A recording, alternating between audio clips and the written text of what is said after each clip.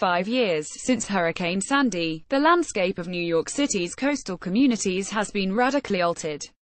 Hundreds of new homes have replaced those destroyed by fires and floods, hundreds of old homes have been raised up above the floodplain, and hundreds more have been permanently demolished as part of a managed retreat from the water.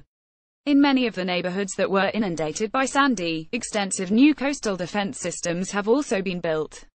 Along the shores of Staten Island, Queens, and Brooklyn, millions of tons of sand were pumped onto beaches, thousands of enormous boulders have reinforced the coast, and miles of concrete baffle walls, dunes, and plantings have been created alongside new bulkheads, T-groins, blue belts, and sea walls.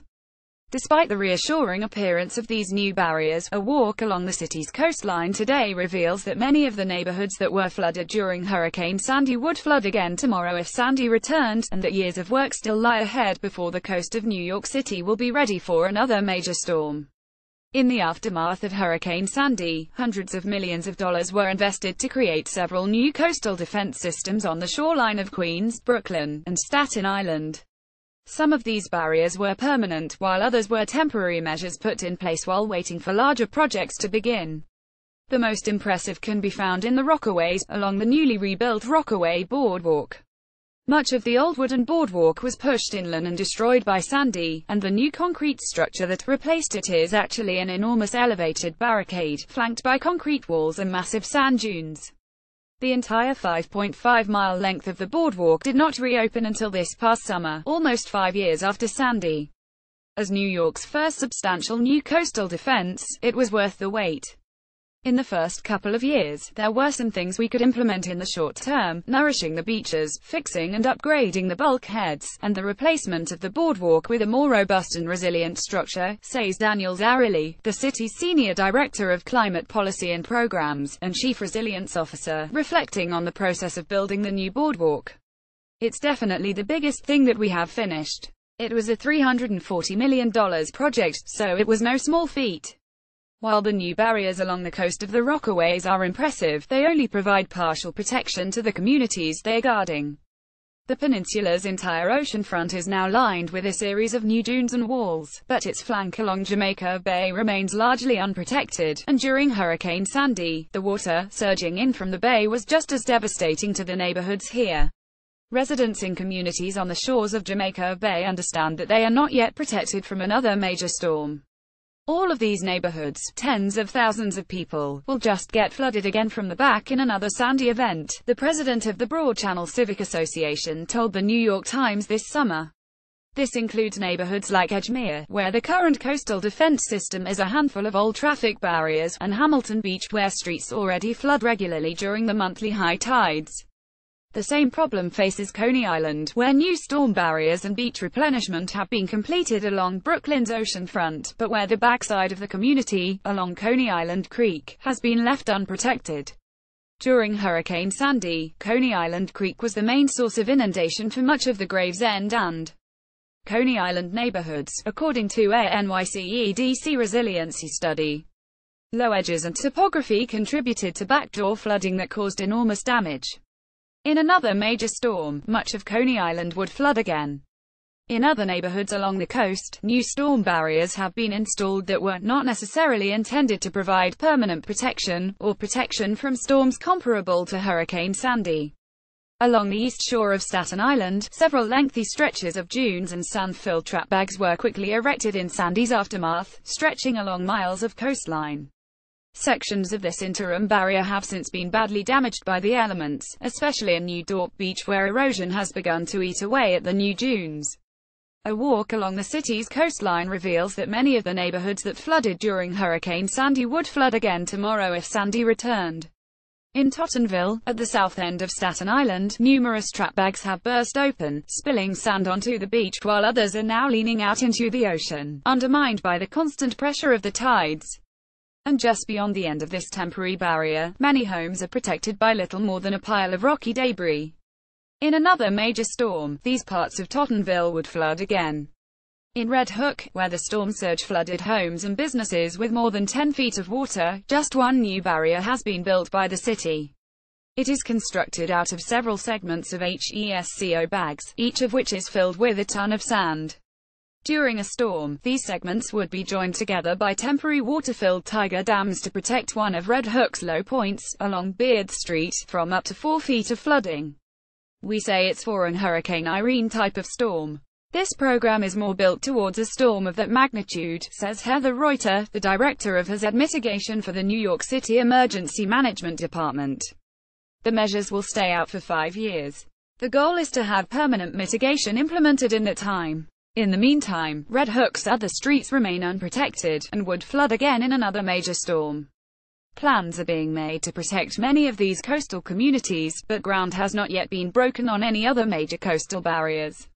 Some of the projects being planned include an inlet barrier at the mouth of Jamaica Bay created by the U.S. Army Corps of Engineers USACE, which would provide protection for the many communities along its shores, a new USACE coastal defense system along Staten Island's east shore, which would better protect areas like South Beach and Oakwood Beach, the Living Breakwaters and Tottenville Shoreline Protection Project, which would provide a more resilient form of protection to the southern end of Staten Island, and the Lower Manhattan Coastal Resiliency Project, which includes elements from the Big U proposal. Some of these projects are expected to begin work in the next few years, while others are not yet fully funded. We've lined up about $20 billion already for many of these projects all across the city, and we are spending that now, and we will need to identify more, says Zarrilli. We almost can't afford not to make these investments, because if the next storm comes, we know the damage is going to be extensive again. How many billions of dollars of funding will be needed to realize these projects remains to be seen, and with the recent devastation caused by hurricanes in Puerto Rico, Texas and Florida, federal funding for New York City's ongoing recovery from Hurricane Sandy may no longer be top priority. But as the city plans for its future, in the face of rising sea levels, investing in these types of large-scale projects will become increasingly urgent. We are looking out into the 2050s and 2100s, and trying to do some advanced planning on getting ahead of those risks of sea level rise, but that is clearly a major existential challenge, says Zarrilli. In reality, this is something that we are not only going to be doing for a generation. We may never stop having to do these kind of investments, as the climate changes and sea levels rise. We are going to be constantly re-evaluating and investing and making choices on how we are adapting to our new reality. All along the Rockaway Peninsula, new storm barriers were erected in the aftermath of Hurricane Sandy. In Breezy Point, a gated community at the western end of the peninsula, residents constructed a new dune using $130,000 of their own funds. The dune is still the only major barricade along the ocean front, although the Federal Emergency Management Agency FEMA may be providing $57 million in funding towards the implementation of other barriers. In Belle Harbor, a 1-mile-long system of baffle walls and dunes is now complete, replacing barriers that were destroyed during Hurricane Sandy. The new dunes provide an imposing barrier from the ocean. Many of the mansions on the coast of Belle Harbor were destroyed by Hurricane Sandy, and empty lots remain along the waterfront. The new baffle wall system, which was completed by 2013, is connected to 22-foot deep pilings and extends 4 feet above ground, according to WNYC.